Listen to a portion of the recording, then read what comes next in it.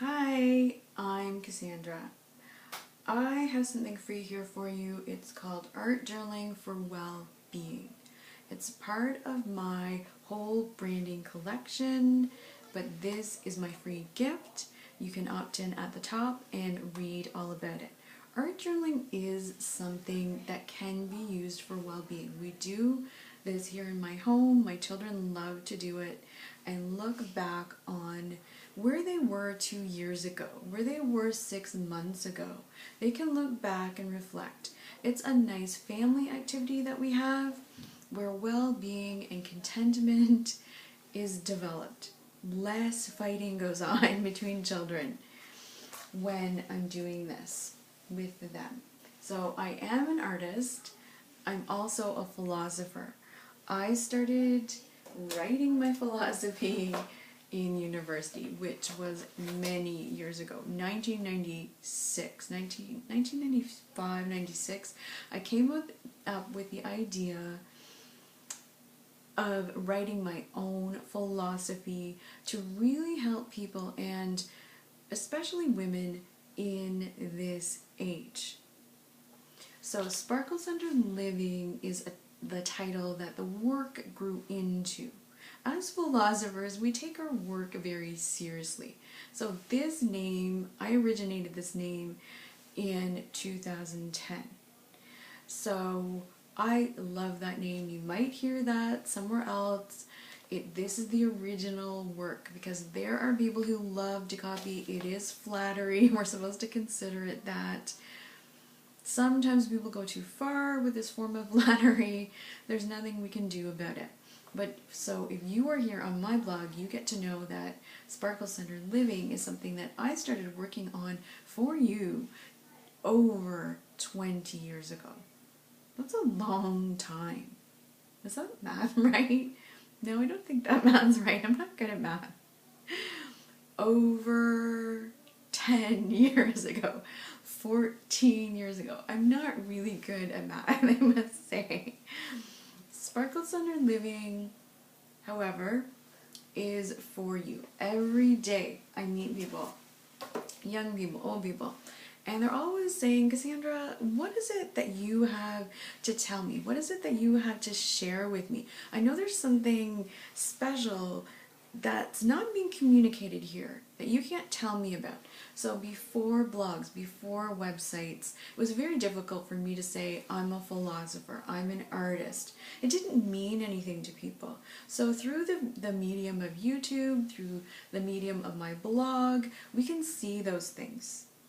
And even having this video as a mixed media artist, an artist who is good at lots of different things and can pull from many different places, an artist who wears many different hats, a speaker who can draw from many different experiences, it's really interesting to see what can all come together.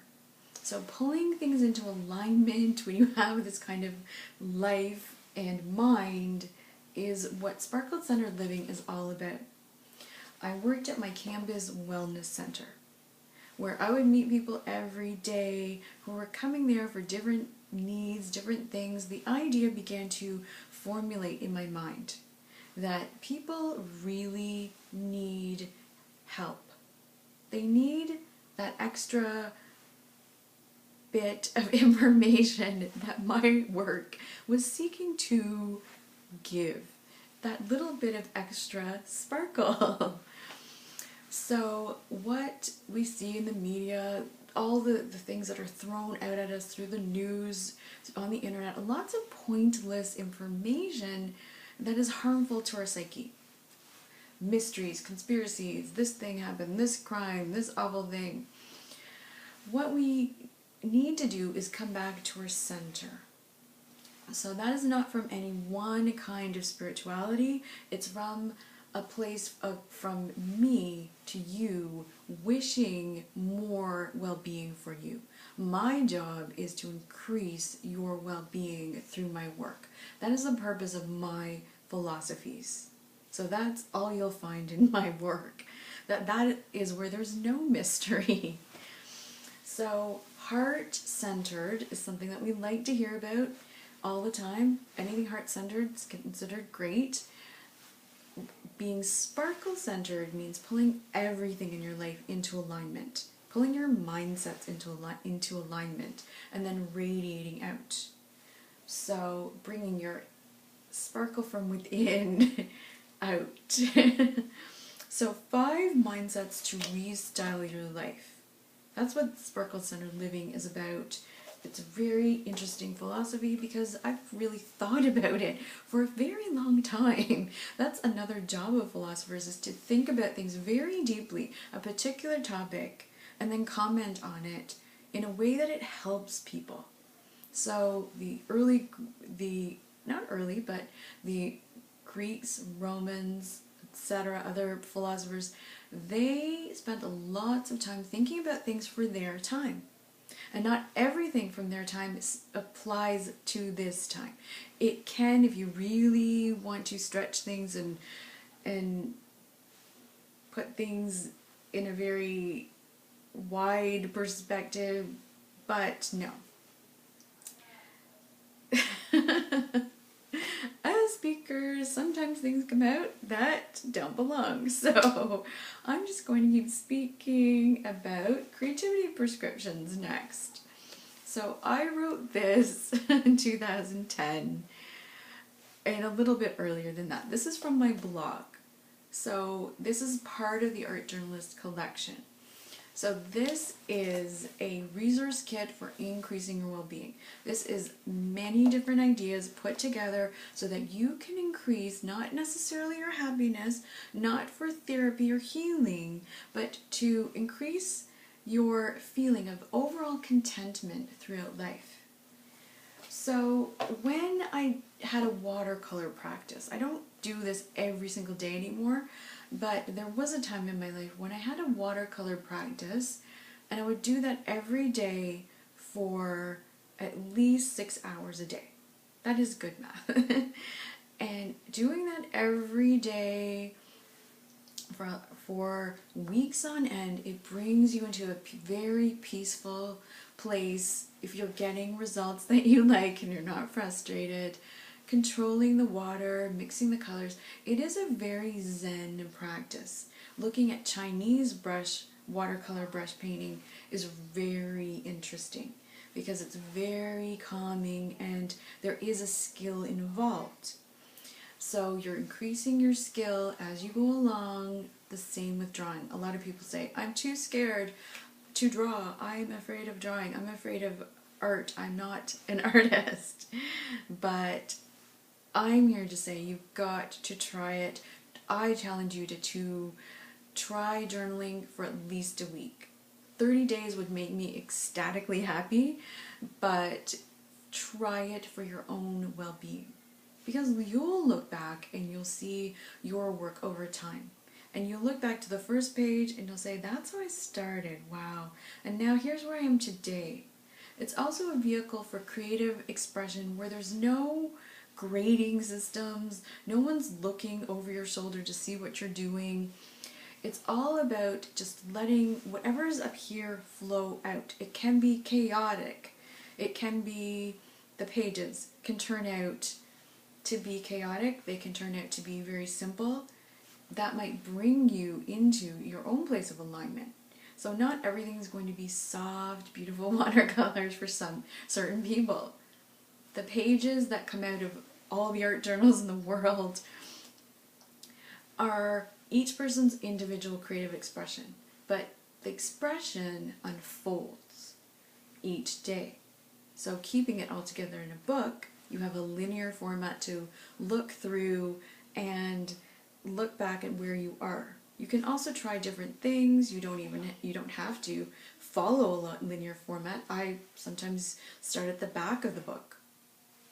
So it's not a very pressure-filled practice.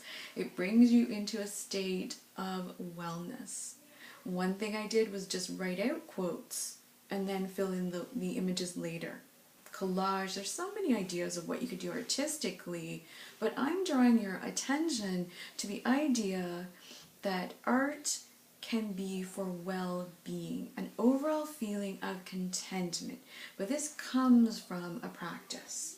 If you make a painting one Sunday a month, every month for the year, that will increase your well-being. There's something in the mind where you're downloading and you're creating something beautiful, expressing, maybe not beautiful, as I said, maybe chaotic, maybe whatever emotions that are in you. You're expressing something on a page, on a substrate, on a canvas. There's something to be said about that. So I also created something recently called the Art Journalist Program. This is a collection of different techniques that I can offer to people. And with that, they get an art experience and they also get a piece of myself. I recently had a conversation with another artist and she said the best way to teach people is to throw things all on a page, and the parents are going to be so happy with that, and the people taking these things home are going to be so happy because they got to throw all this stuff on a page chaotically. I said there is something to be said about the simplicity of art. It can be something that you use your whole life. So I am very extreme in that idea. So not every person in the world, every artist is going to agree with me with that. Art is very subjective. Art is very controversial right now. So another thing I have to tell you about is, I don't have the binder here, but I have another program called the Eco Lovely program. That's the sound of joyful children. The Eco Lovely program is something that I started where I collected lots of box boards. And you can read about it on my blog, but it's environmental awareness for children in a very particular way that teaches graphic design at the same time. So another teacher was telling me that kids do not want to do that. It's going to be boring for them. No, no, no. But when I actually talked to 5 different classes last week, they all said, they all grasped the idea. There were very few people that were like, no, I cannot do it. Basically, no one said, I'm not doing it. So children are very attuned to the idea that they are going to inherit the earth. So sustainability is something that children are very in tune with. So the children were asked to make up to 4 or 5 of these. It was really good to see grade 2s expressing eco in a graphic format. So they all made eco badges. So you can read about it on my blog, but close to, I think 100 badges were made. I haven't counted them all, but